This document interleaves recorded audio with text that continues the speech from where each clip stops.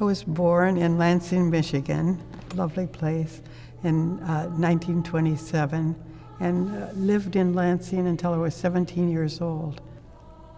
My family moved. It was a disaster because I'm a very shy person. I went to Immaculate Heart College.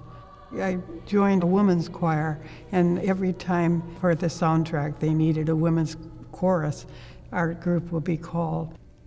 Our voices in the film How Green Is My Valley. And another one we did was Desire Me. I graduated from college in 1950, and about a month later I came up here to enter the convent.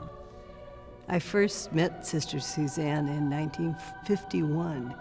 Sister Suzanne's talent in music, I think, is really well known. Some of the songs she's composed are just classic now. Of course, I Am the Bread of Life. Well, I sat down to write something for an archdiocesan event, and it happened to be I Am the Bread of Life. I didn't like the results, so I tore it up, threw it out. This little blonde girl came out and she said, "What was that? That was beautiful." So I rushed back and I Scotch taped it together, and it's had its life ever since.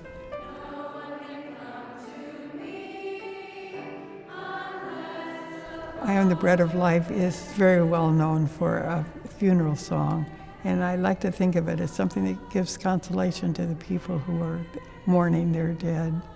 When I was a freshman at Mercy, as all other freshmen did, I took a class in basic singing from Sister Suzanne. The one thing that I remember is that she never, ever put any of us down. At the end of the class, she would always end with some kind of an affirmation. For Suzanne, it was not about the perfection of music. It was about the perfection of the spirit, of the community, of the soulfulness that has united us through all these years. Sister Suzanne and I were invited to go to San Quentin to do a centering prayer workshop for the men there. We really began to see the terrible effects of not having support on being released from incarceration. The recidivism was terrible. 8 out of 10 people do not make it. That's when we said, we've got to then maybe start something for women.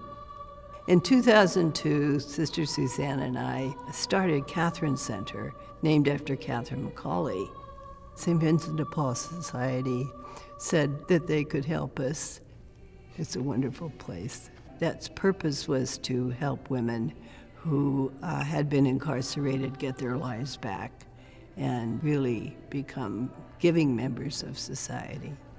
I loved working with them, and it was so wonderful watching them grow. Sister Suzanne is very modest about her work. It doesn't come from ego. It's not about becoming famous.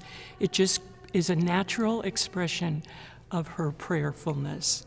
I know that she would be the last one to take a bow, but she deserves all of the accolades that she's receiving. A lot of people say that their formation really has been through Sister Suzanne's songs and, of course, the person that she is. It's been important for me to be a Sister of Mercy these many years. We have the same values. We have the same goals. We can't do much by ourselves, but collectively we can do more. I think we can have an impact on our world, and that changes us too.